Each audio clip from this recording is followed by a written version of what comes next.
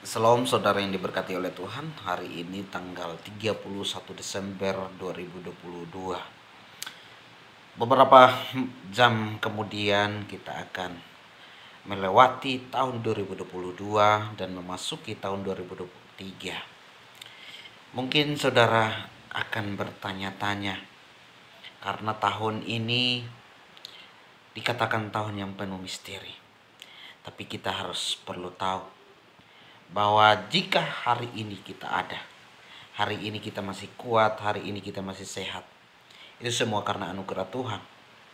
Dan jika hari ini kita bisa melewati kehidupan yang penuh kecukupan, maka percayalah Tuhan yang sama yang akan terus menolong kita di tahun 2023. Dan mungkin saudara akan berdoa untuk minta segala sesuatu.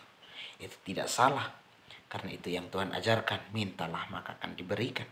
Tapi Tuhan juga berkata, carilah maka engkau akan mendapatkan. Maka itu minta dan cari adalah satu paket yang tidak bisa dipisahkan. Kita boleh meminta, tapi kita juga harus mengerjakan apa yang kita minta. Itu yang Tuhan ajarkan. Maka itu saudara yang diberkati oleh Tuhan, kita akan berdoa dengan berbagai cara untuk kita diberkati oleh Tuhan. Diberkati itu adalah sesuatu hal yang menyenangkan. Dan itu yang kita rindukan dalam kehidupan kita. Tapi ingat saudara bahwa berkat Tuhan yang Tuhan berikan juga bisa membuat kita akhirnya kehilangan ucapan syukur. Maka itu kita harus belajar dari pengamsal, orang penulis Amsal. Dia berkata bahwa jangan memberi aku kemiskinan. Tetapi dia juga berdoa, jangan memberi aku kekayaan. Apa maksudnya? Maksudnya adalah dia mau menikmati apa yang Tuhan berikan. Karena kekayaan bisa membuat dia hilang ucapan syukur. Dan bisa juga meninggalkan imannya. Ingat, kekayaan itu baik, tapi bisa kita salah gunakan kekayaan itu. Maka itu saudara yang diberkati oleh Tuhan, di tahun 2023 jangan kita ragu, jangan kita khawatir dalam kehidupan kita, dalam keluarga, dalam setiap studi, dalam pekerjaan, atau apapun itu. Jangan kita khawatir. Karena kalau kita masih bisa melewati 2022, maka Tuhan yang sama yang akan menolong kita di 2023. Maka itu apa yang seharusnya kita minta kepada Tuhan. Yang perlu kita minta adalah kita harus meminta, Tuhan, apa yang harus saya berikan untukmu. Bukan Tuhan, apa yang Tuhan berikan kepadaku. Karena kita tahu bahwa Tuhan itu mau kita minta atau tidak minta, dia selalu memberikan. Maka itu kita harus berdoa sebaliknya sekarang. Tuhan, apa yang saya mau berikan untukmu? Saya mau untuk supaya keluarga di dalam kehidupan kami hidup memuliakan Engkau. Saya mau supaya hidup saya terus memiliki ikatan, terus membangun relasi dengan Engkau. Dan kita juga harus meminta bahwa Tuhan, saya mau melakukan sesuatu untukmu. Saya mau melayani dengan baik. Saya mau bekerja dengan baik.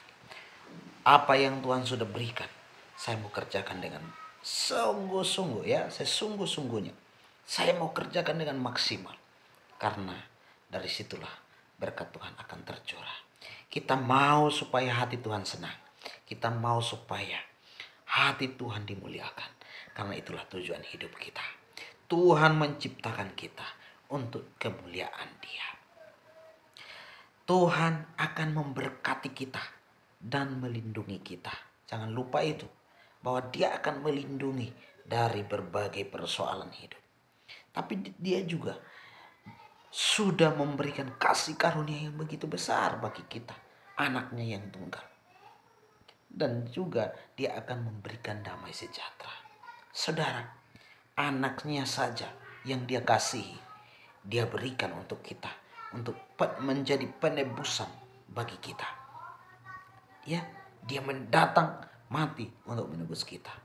Apalagi soal makanan dan minuman, itu terlalu kecil bagi dia. Maka itu di tahun 2023 mari kita minta, Tuhan, apa yang saya mau berikan untukmu?